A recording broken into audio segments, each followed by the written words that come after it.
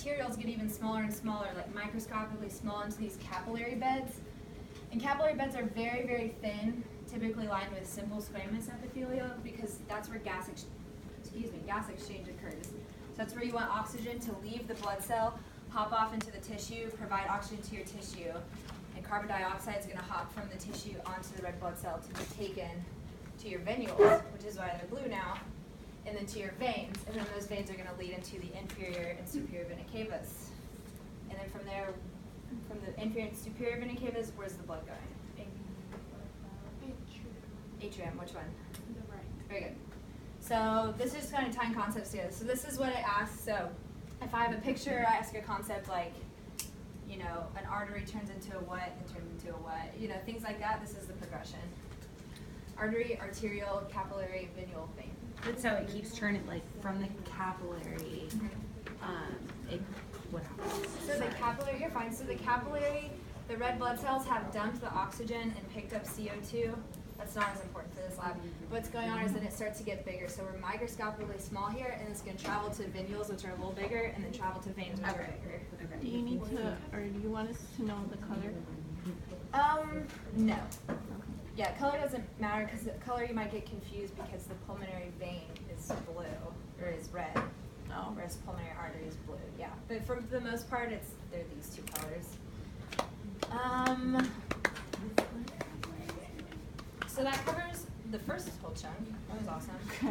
And then how you tell the difference between an artery and a vein, I'll actually, at some point, everyone should go look at it on the microscope, because I'm going to have a microscope. I'm going to point to one and say, is this an artery or a vein?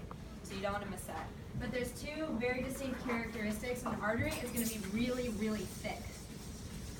So it's going to have a really thick wall. Can anyone explain to me why an artery would be thicker than a vein? You have oxygen. Do it?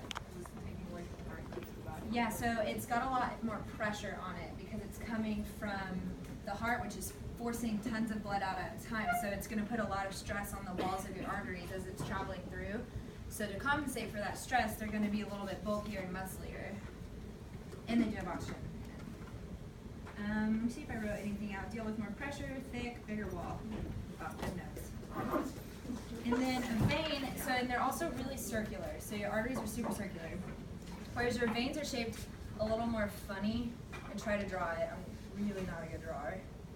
So they're not shaped as circular, and they also have this little trap door. So veins are cool because they are thinner, and they have a trap door, and they're also lined with some smooth muscle. So any guesses why a vein would have a little trap door that closes once blood goes through it? So it doesn't come back down. So veins are working with gravity or against gravity? Very good. Against, right? Because think of deoxygenated blood in my foot needs to get back to my heart somehow. So what's going to happen is you have smooth muscle lining your veins, and those are going to contract, and they'll push onto your veins, and it'll shoot blood up through the trap door. Once the blood's through this part of the vein, it won't be able to drop back down because it's got these little valves in it. That's kind of cool.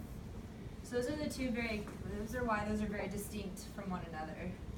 So in a little bit, just when I get the cats on their free time, check out the slide. You can see. And then capillaries, letter C on here, all you have to put is just exchange of oxygen and carbon dioxide happens here. If you want to try to keep in mind, it's very, very small. You can keep this picture in mind. Typically, capillaries wrap around your organs, your muscles, your tissues. Like they're just exchange of blood and carbon dioxide. So not blood, exchange of oxygen and carbon dioxide. So think about it. We have oxygenated blood, and the whole point is to take that oxygen to travel from your heart to the rest of your body to give oxygen out where it's needed in your body.